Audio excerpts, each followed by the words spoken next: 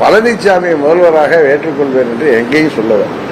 அது நயினார் நாகேந்திரன் தவறதா சொல்றாரு. ஒரு முறை என்ன ஊடக நண்பர்கள் அதிமுகவுக்கு வாக்கு கேட்பீங்களா கூட்டணியிலன்னு கேட்டாங்க. அப்ப கூட நான் என்ன பதில் சொல்லிருக்கேன்னா, தேசிய ஜனநாயக கூட்டணியை சேர்ந்த 234 தொகுதிகளிலும் வேட்பாளர்களுக்கு அழைக்கின்ற பட்சத்தில் நான் பிரச்சாரம் செய்வேன் தான் சொன்னேன். அழைக்கின்ற பட்சத்தில் அதை நீங்களே அதிமுகவுக்கு ஓட்டு கேட்பேன்னு சொல்லி நீங்க கேப்ஷன் போட்டா அதுக்கு நான் பொறுப்பா? நான் உள்ளார சொன்ன பதில் கிளியரா இருக்கும்.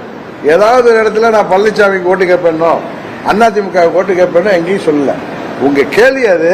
நான் சொன்னது என்டிஏ கூட்டணியின் 234 தொகுதியிலையும் எங்களது வேட்பாளர்களுக்கு என்னை அழைக்கின்ற பட்சத்தில் நான் ஓட்டு கேட்பேன் தான் சொல்லியிருக்கேன். தவிர நான் ரொம்ப கேர்ஃபுல்லா இருந்தேன்.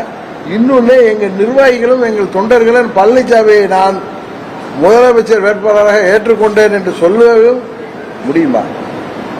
யாராவது ஏற்றுக்கொள்வார்களா? நீங்க சொல்லுங்க. இல்ல வேற ஒண்ணு, எனக்கு பழனிசாமிக்கு ஒன்னும் வாக்கியா வரப்பு பிரச்சனை இல்ல, எனக்கு தனிப்பட்ட கோபம் இல்ல. பழனிசாமின்னா அது சுவாபமே இப்படிதான், அது டிசைனா இப்படிதான் தெரியுது. பொய், துரோகம், எத்தனை நீங்க ஒரு கதை விடுறாரு. நீங்க அடுத்த கதை நீங்க கேட்பீங்கன்னு எதிர்பார்த்து 17 நீங்க அவருக்கு தொப்பியில ஓட்டு கேட்டீங்களா யாரும் கேட்கல. அப்படியே அமைதியா இருக்கீங்க. என்னட்டு இவ்வளவு நேரம் சாயங்காலம் வரைக்கும் வெயிட் பண்ணிருக்க வேணாம். பக்கத்துல சொன்னார்ல எங்க துணை பொதுச் செயலாளர், சேலத்தில் உங்க ஆளுகள் விட்டு கேட்க சொல்லுவாங்க. அங்கே போன்ல போக வேண்டியதானே நீங்க?